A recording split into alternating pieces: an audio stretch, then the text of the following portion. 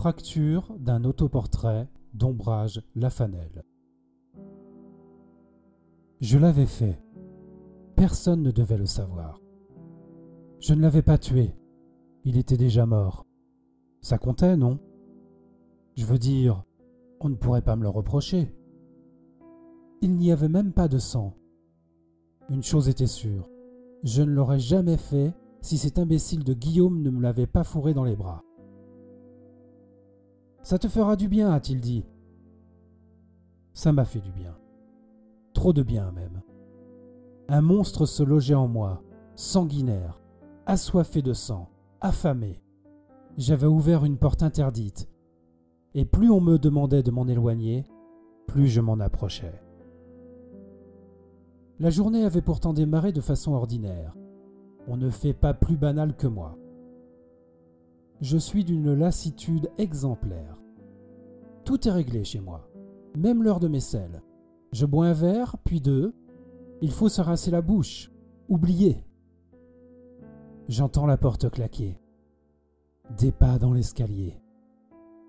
Qu'allais-je lui dire? Je ne pouvais pas lui avouer la vérité. Pas à elle. Ça serait le pire. Elle me dirait que je l'ai trahi. Lui murmurer que je l'avais fait pour elle serait d'une insanité sans nom.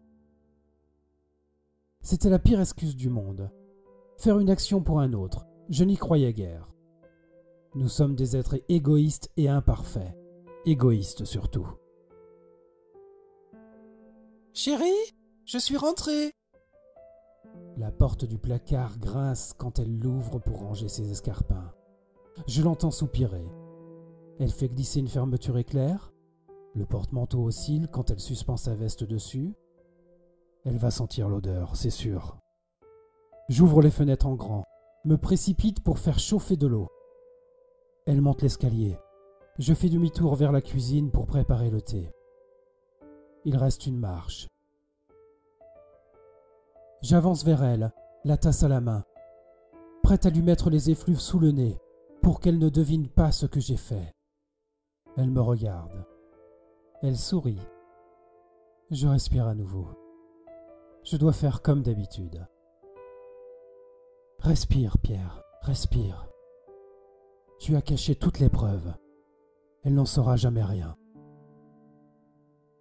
Quelqu'un toque à la porte. Le voisin. Il a dû me voir sortir. Il va tout lui dire. Je suis perdu. Elle pose le thé et s'apprête à faire demi-tour. Non, attends, j'y vais, lui dis-je. Je dévale l'escalier, emballe la porte. Oui. Je chuchote, espérant qu'il fasse de même. Le voisin me regarde de travers, ouvre la bouche, marque une pause, indécis à l'aide de parler à voix basse. C'est à vous la 207 noire qui est garée à ma place? Murmure-t-il. Je ferme la porte et me laisse glisser par terre. Il ne sait pas. Personne ne doit savoir. Personne ne saura. J'ai dit à Guillaume que j'avais tout jeté. J'ai menti. Je passe ma langue autour de ma bouche. Il reste encore un peu de sauce barbecue. J'ai mangé une côte de porc. Une bonne côte de porc bien tendre. Nous sommes un couple de végétariens.